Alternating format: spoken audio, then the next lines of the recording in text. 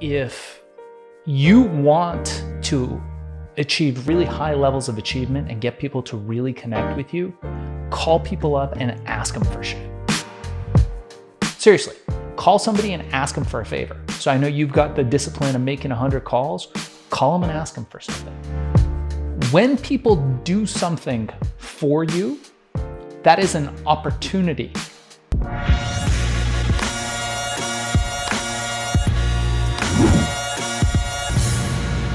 Welcome home, fire starters. It's Sanyika. Give me a minute. Gotta find the book. There we go. Boom! Billion with a B. As you can see, this book is by my homie, Shaahin Cheyenne. Shaahin is one of the most awesome human beings that I have ever met in my life.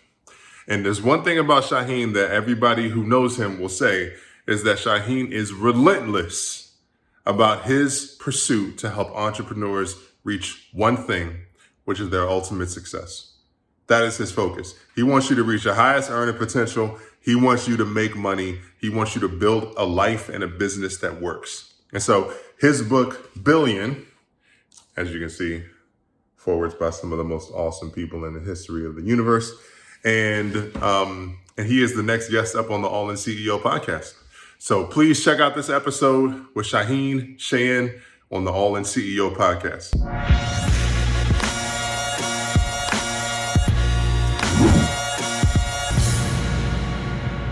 I'm very grateful to have you here. Grateful to be here. Thank you for having me. For sure, man. For sure, dude. We had a dope conversation before this.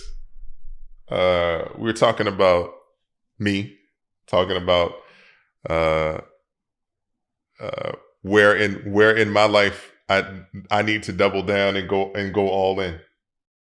Areas that I need to dig into to really turn my game up. And you know, the idea of the all-in CEO is not just about guys being the CEO of their business, but about being the CEO of your life. Yeah. And you need to step into ownership. And sometimes, and to own your ship, you need to own your shit. So part of this was about me owning some of my shit. So you always need to make sure that you have friends that can help you to own your ship and to own your shit. So that's really important. So thank you for being present, man. Yeah, I'm delighted to be here, man. And look, at the end of the day, I feel like we're in an epidemic, but it's not the one that we think. And the epidemic really is that so few people give a shit. So few people stand for something, for anything. So when you go out there and you see somebody who takes pride, who gives attention to detail in what they do, regardless of if they're going to get tipped or not tipped, or if someone's going to recognize them or not, but they're doing it because it's what they do. And they actually give a fuck because it's part of their plan with a big P. You're impressed. You're attracted to that person's energy, their vibe, like you and me were talking about. And the reason is that there are so many people out there who are just inertial, who are just going with the flow. Like, what do you want to do? You want chicken or steak? I don't know. Right? What's your weekend look like? What's 5 minutes from now look like? What are you doing? Oh, well, maybe I'm doing this. Why are you doing that? Oh. And that's the problem. Nobody stands for anything anymore. Very few people. Nobody really believes in what they do. Everyone's a slasher. I'm this slash that slash this slash that. Everyone's a slasher. Yeah. So when you meet somebody who really takes, it doesn't matter what they do. They could be the best waiter at a steak restaurant. And the guy knows everything about all the steaks and he knows how to make you smile. And that's all he does. But he's fucking great at it. You feel that sense of purpose. And so few people approach life with that. And the sense that I get about you, and through our friendship and knowing you for the years that I've known you, is that you really bring it. You always bring it because who you are is the product. Who you are is the message. And I think that's what was dope about our conversation is this realization that who you are isn't just good enough. Who you are is fucking great because you believe in something. You stand for something. You have a fucking opinion. So few people have an opinion. And when they do, you're like, dude, is that really your opinion? Or is that something you heard on Joe Rogan? Is that really your opinion? Did you really take time to self-reflect? You're a self-reflective human being. I see that in you. Every time we meet, I see that you've taken a moment to reflect back on the things that matter. And you made it a point. Now, 6 months from now, those might not matter. 6 months from now, something else might matter. But for now, you're all in. Dope. Look, two things I wanted to speak to on that, because I think this is really important. One of in that area, and I fully receive, and I use words like receive because I had to learn how to receive. One of the things that I realized in my own journey is that what was preventing me from stepping into greater possibility was just literally being open to receiving. It's like, it's like, oh, I want more money. Well, to do that, you have to be willing to receive. There's some specific tactical components necessary. Like you need to be literally, logistically be able to receive money, like bank account, transfer, and from, you know what I'm saying? Like you need like those types of things. And you just need to be emotionally willing to receive, Like I'll give you a perfect example. So like just real quick is that, I have a standard referral commission.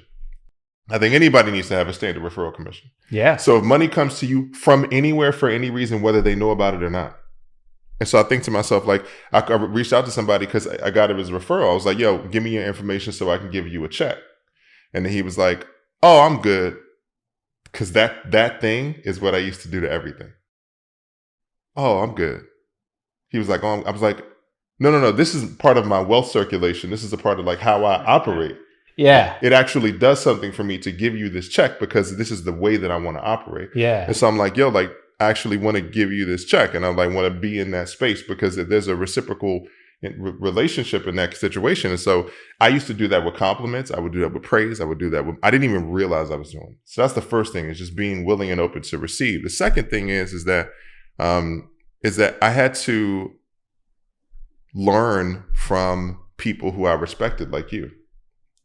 And so the thing is that I had to, so before I knew how to walk, I had to see people who were walking to be able to just like trust that I could figure it out, And so like in ways that you may not have even known, I was like, I'm modeling him, Yeah.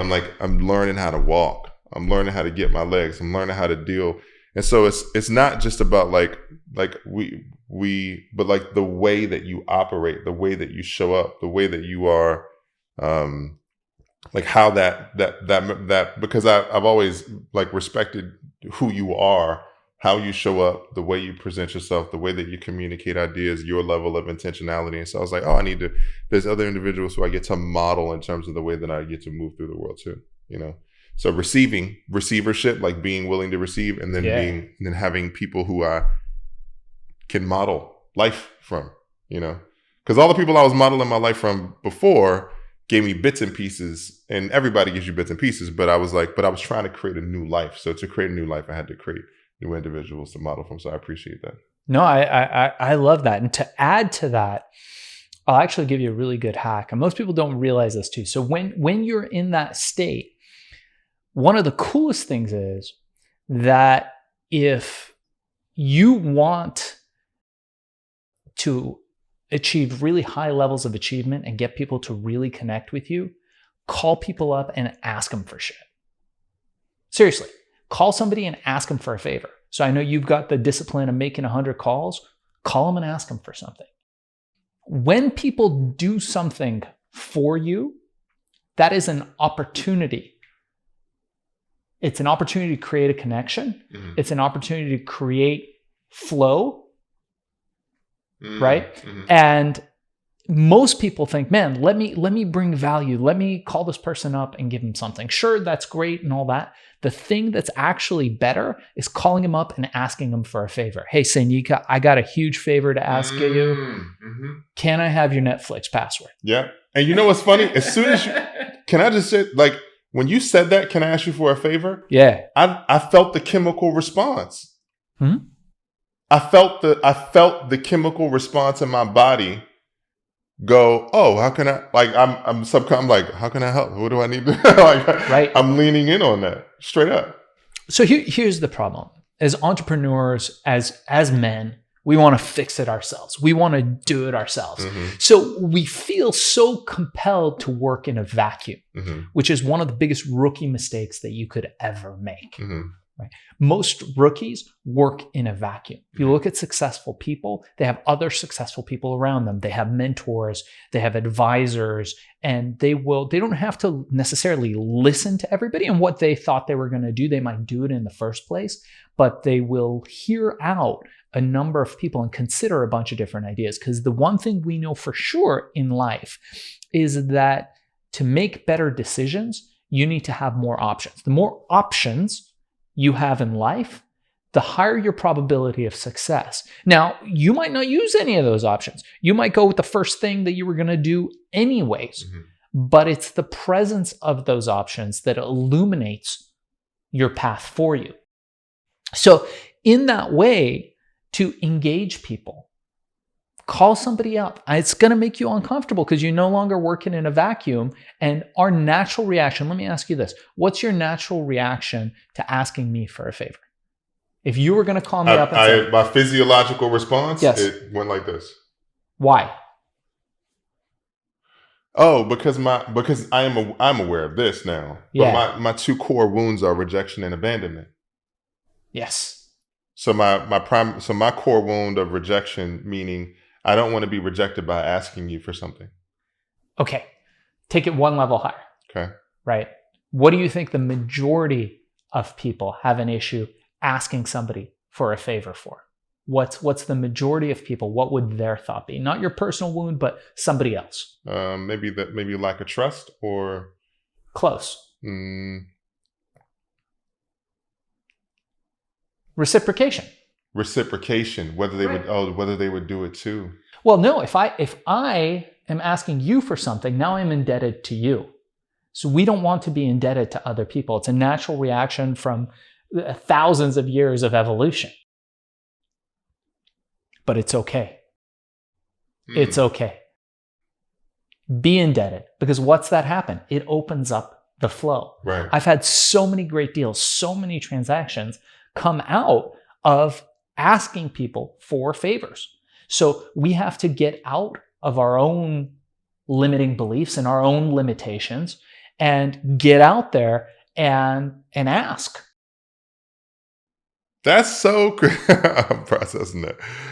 That's some powerful dynamics. And for one of the things I learned is something in the context of what they call the request referral sequence, is that you ask somebody for a referral, and say, hey, look, Shaahin, are you open to, like, this is like the favor, right? So be like, hey, look, I'm looking for a referral for somebody who's who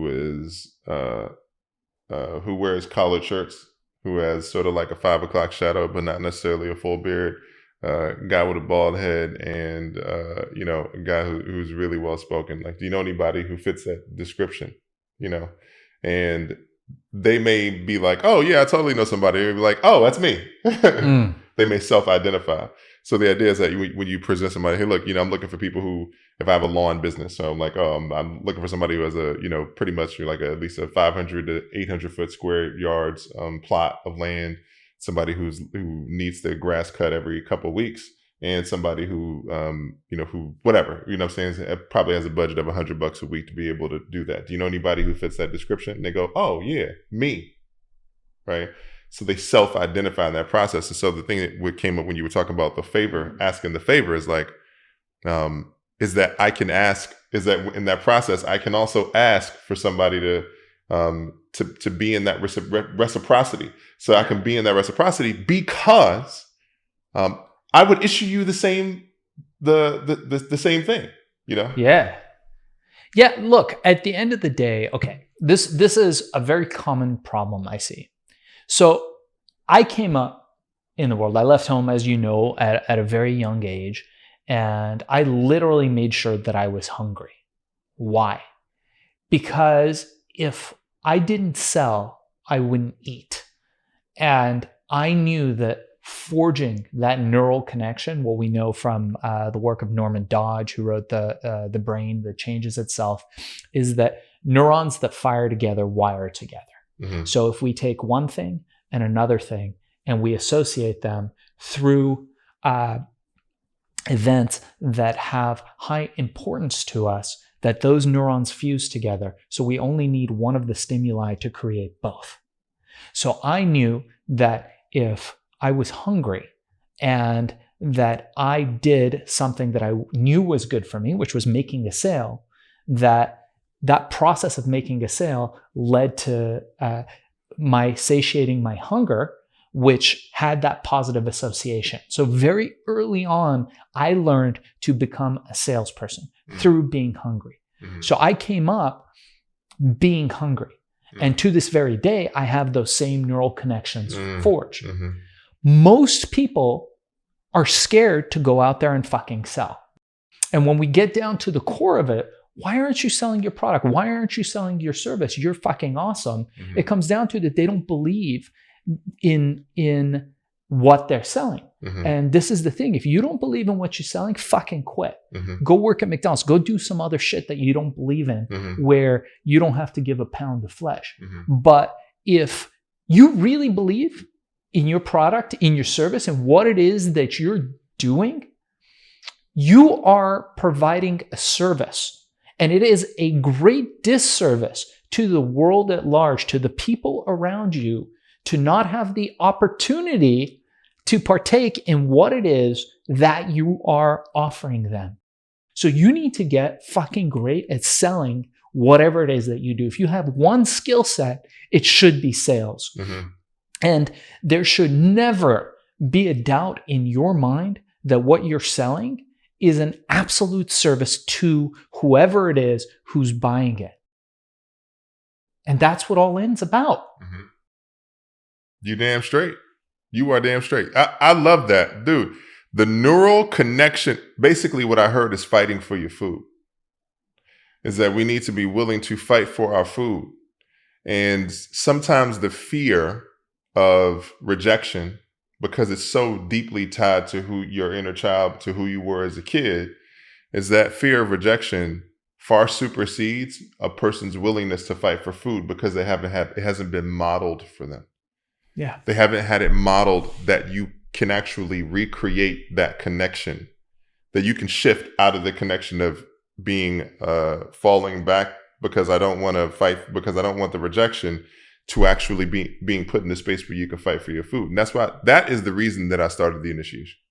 Yeah. It's because I wanted to make people hungry for creating the connections, to not just fight for your food from the wealth perspective, but to also fight for your relationship, because that posturing, this also happens in relationship. Yeah. You know? Yeah. And to that point, you got to be hungry. The worst thing that will happen to you is not being hungry. And being rich is fucking great. So if you're rich and abundant, that's great. If you're hungry, that's really fucking good. The worst thing that you could do, and you and I have talked about this before, is to just be mediocre. Just be comfortable enough where you don't really have the push to achieve excellence in life. That's the biggest fucking, that is my biggest fear. It's not to be downtrodden and lose everything and be hungry, because I know what to do with that. It's to be just comfortable enough. And most men suffer from that now. If you look around us and you look at the incredible abundance that is America. I mean, my family, we came from a third world country. We came from Iran. And in Iran, we had people with extreme poverty, we had people with extreme wealth, but in general, it was nothing like coming here. And we came here seeking a better life for ourselves. And when you come here, you really see, especially if you're a person who's traveled to the third world and traveled to places like India and Brazil, and I've been to all those countries, and you really see true poverty, right? You see people really, really struggling with very little hope of getting out of their situation. And then you come to America, which arguably for a lot of people is one of the greatest countries in the world. And you see that the problem that we have with most people, particularly in the middle class, isn't that they're hungry. The problem is that they're just comfortable enough. And if you're a man and you want to be a high achiever, that is the death of you. Mediocrity is the absolute death of success. It's not hunger. Hunger is good. Like, we do intermittent fasting. I've done it for a good part of 30 years, and I'm a big fan of fasting. And my wife is kind of like in and out of it, and she's like kind of, newer to it than I am. And I ask her, hey, honey, how's it going? I try to support her. For me, it's nothing anymore to fast, but for her, I think it's a little bit more challenging. And I'm like, how's it going? She's like, it's good. I'm just hungry. And I'm like, good. It's good. That's what you want. You have to find the hunger. Right. Hunger doesn't come easy. Right. It's easy to be comfortable. There's, for most people, especially people watching this show, there's an abundance of everything around. So you can get comfortable. You can get comfortable enough where you never have to achieve excellence. And I think what you and I were talking about is we have to push that. We have to seek discomfort. We have to get out there and find that hunger. And believe me, if you can do that, that really brings such a greater appreciation. That juicy steak is going to taste so much better. Dude, that is the finding the hunger. Finding the hunger. And can, just as a background, can you tell us about more of your story and how you built this relationship with yourself where you are now in pursuit of excellence and in pursuit of achieving greater in your life? So when I was younger, I used to think that money was the thing that I wanted. And I very quickly learned that it wasn't money. Instead, it was excellence. It was creating something that made an impact. More so than excellence even was impact. Making money was fun. Don't get me wrong. I still have a great time making money. It's a game. It's great. And once you learn to master that game, and I know it's funny because if you haven't made money, like real money, big money, people are like, oh my God, it's so out of touch and it's whatever. And you're like, look, there's tons of people out there doing it. So there's a way to crack that code and you can figure it out. Might not come easy. People want it to come easy. People watch TikTokers and influencers and, hey, do this and start this and do that. And I'll teach you how to do it. Just buy my thing and buy this, right? So people want it to be easy. That's the aspirational aspect of social media, which is lying to you. But the fact is that you're going to have to work for it. And making money, especially big money, involves hard work. It doesn't have to involve struggle, but it involves hard work. Now, for me, my story, and by the way, for anybody that's interested, they can check out my book, Billion, How I Became King of the Thrill Pill Cult, where I tell my story. And I do have a podcast called Hack and Grow Rich, where we talk a lot about this stuff. So check me out. You guys can just Google me or go to ShaahinCheyenne.com. We'll include it in the show notes for people. But I started my first company when I was 15. I left home, came here as immigrants from Iran when I was 5, left home by 15. And I went out on my own. I had to find that hunger. So I went out, I left my friends, left my family, had nothing. And I started my first company coming up through the electronic music, the dance scene, the EDM scene, the rave scene at that time. And I created this pill. And before my 21st birthday, the company had created over $1 billion of revenue. Pause for a moment. You said before what birthday?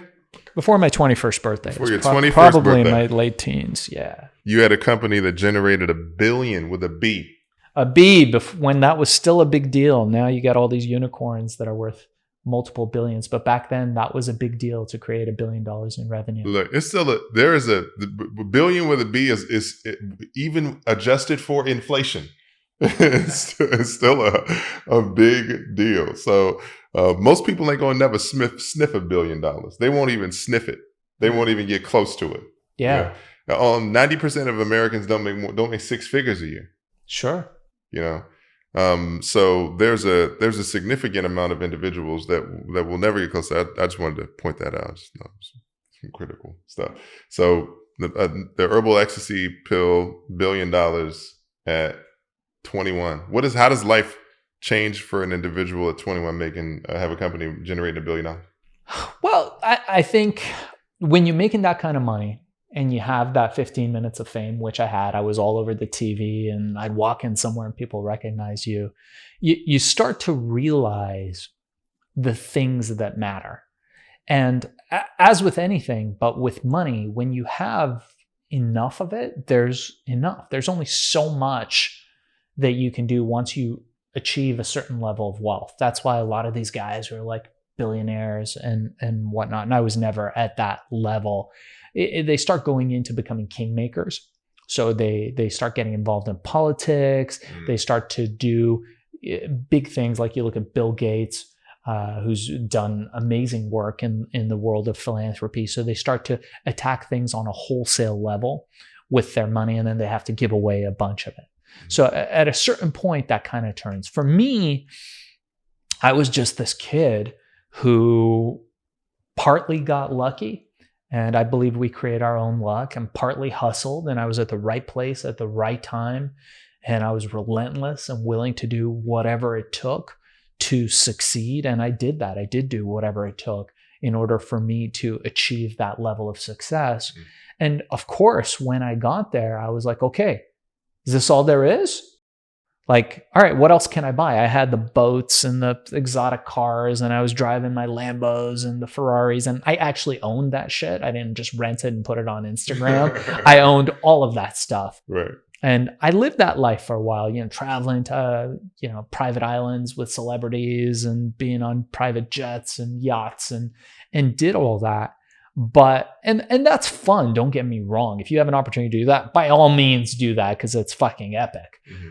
But at the end of the day, the thing that brought meaning to my life was doing things that impacted other people. The greatest feeling in the world for me was walking into a store and seeing somebody delight in picking up that magic thing that I created. And I'd created over 200 products in those days. And I'd walk into a store and people would gather around and talk about it. And it was almost like this enchanted object. And I'm like, I fucking did that, right? I brought a moment of joy, a moment of change into those people's lives. And the world, the universe, whatever you believe in at large, has rewarded me with wealth. And I received that. Oh, that's awesome. That's magic. Question. Here's a redirect on that. This is not a courtroom. If it was a courtroom, I'm out of order. Everybody's out of, that's a quote. So what's your definition of, how do you define purpose? Purpose is akin to freedom. And freedom is being able to do what you want, with who you want, how you want, when you want. Period. And your purpose revolves around that. So for me, look, I'm not a flashy guy. I don't flash my wealth. I don't go out there making people feel beneath me because I have this thing or that thing. I try to inspire people.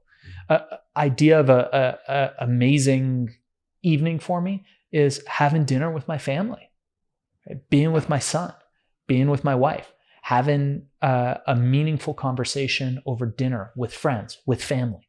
Those are the things. That's what my bling is. My bling is taking my son out fishing and being able to turn my phone off and being like, dude, it's just me and you, just hanging out. That's wealth. That's freedom. And I can do that at any time.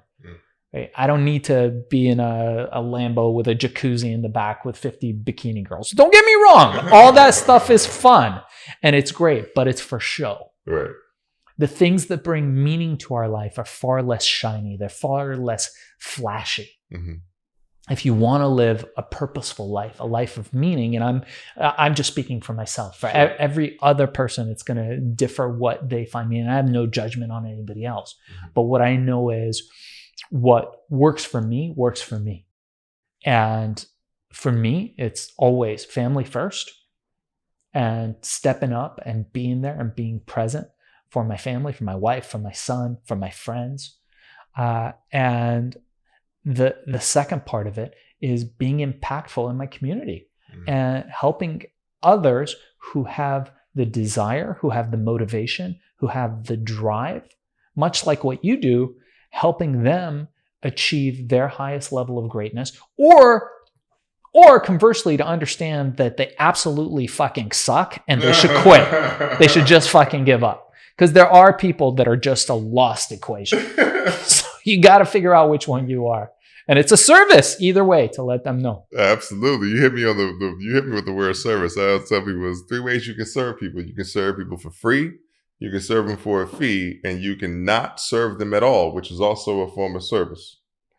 And because it will serve them to find the right people that want to serve them. So I feel you on that. And I love the context around what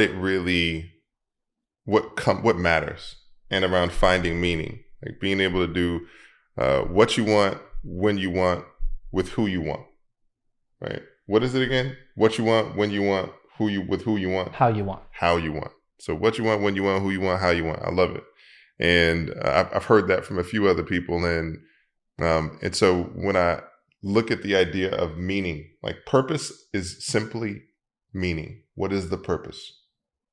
And the one thing that I think happens in different instances, I was talking to the guys who are currently going through the current cycle of the initiation about purpose this morning.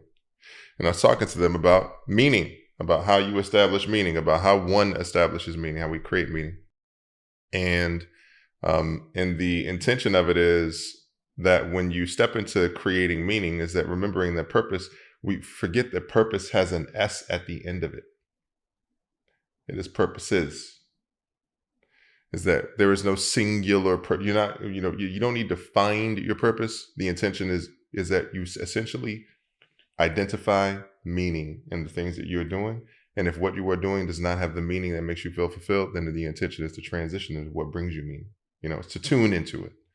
It's to claim it, as opposed to search. It's there. It's present. It's around you. You just need to claim it. And some of us are guided by the wrong purposes. So yeah. And you got to turn the fucking noise off. Like, you did a very moving piece. It was actually one of my favorite spoken word pieces of yours, which was called The War for Your Attention. And you should perform that for your audience at some point. But I feel like that's happened. It wasn't always that way. So how do you know what you stand for? How do you know what your purpose is, what your meaning is, what any of those things are, when at every moment there's a million things buzzing and vibrating and going off and demanding your attention, and TikTok, and look at this new dance, and oh, look at that, person and this shiny thing and that shiny thing. You got to find the white space. You got to find the space in between the space. And you got to be okay with that. Most people are not okay with that. Most people aren't okay with silence. Most people are not okay with just sitting in their discomfort. It's not quiet long enough for them to experience their discomfort. That's why meditation is so powerful. And I don't espouse any specific type of meditation. I think any way where you can get into a state for 8 to 10 minutes and then get back into your life and don't think another second of it is great. Nobody needs to teach you anything. You don't need any equipment. You don't have to pay anybody. You don't need a dude wearing a loincloth and a stick telling you, what you need to do. You just need to shut the fuck up and sit with your discomfort for 8 to 10 minutes. That's why it's so important, because we become inundated with noise. And then when you think about it, you can break that down in a million different ways. But it's not the lack of self-knowledge. For most people, especially if you're a person that's reflective, it's the noise that stops you from hearing your own truth. Mm-hmm. I'm breathing in what you just said. My offering is for everyone to breathe in what he just said and to be able to sit in the silence of that, to be able to absorb it. It's powerful stuff. And it's dope and it's necessary. It's just like, yeah, breathe it in. Sometimes you just need to shut the fuck up and just listen and just breathe it in and no response and just be with it. So I dig it, man. Thank you for that. Just so we can wrap, man, what are you currently working on and how can people get involved in what you are currently doing? Yeah. So if anybody's interested in being on great shows like this one, we have this really cool new startup, and you guys can check it out, called Podcast Cola. Mm-hmm. And it's podcastcola.com, where we get you to sell whatever it is that you're selling without ever having to sell. And we do it through the power of something that you are amazing at, telling story. And the best way we know to tell stories is through podcasts just like this one. So if anybody's interested in being featured on shows just like this and others, check out podcastcola.com. We get you booked on great shows. It's a very low, transparent, flat fee and unlimited bookings. We have an all-you-can-eat model. So we have that going on. The other thing, if anybody's interested in my story and my book, you guys can check out Billion, How I Became King of the Thrill Pill Cult. We'll share a link to that as well. For sure. And if you are interested in creating recurring revenue streams, I still also teach people that. We're looking now for the next tranche of about 30 to 50 people for the Amazon FBA Mastery course that I have. And the URL for that, and the URL for the FBA. The alarm. We always want to make sure we honor people's time. The alarm goes off. Nothing is behind the curtain, okay? Damn it, fourth wall, whatever. Nothing is behind the curtain. Just letting you know. No curtain there. So I started this course where we teach people how to create recurring revenue streams with very little cash. And it's called FBAsellercourse.com. We'll include a link below. Or please, guys, just reach out to me. My email is darkzess@gmail.com. That's DARKZESS@gmail.com. I am very accessible and I return all emails personally. It may take me a minute because I've got a lot of inflow, but I will get back to you. So just reach out to me and let me know how I can support you. I love it, dude. Not only are you one of the baddest entrepreneurs on the planet, but you're one of the greatest fathers and family men that I know, and a high integrity human. So I always respect that. Thank you for being on the All In CEO, my brother. Hell yeah, appreciate it. Thanks for having me on, buddy. Absolutely. In studio. Thank you for having Shaahin Cheyenne. And please, I will drop all of the links in the show notes. So make sure that you access and you click on that. And you get into this, into his universe. It's a really beautiful universe. And also the book Billions is available as well. Billion. Not the TV show, Billion. And I'll catch y'all in the next episode of the All In CEO. Firestarter out. Fuego.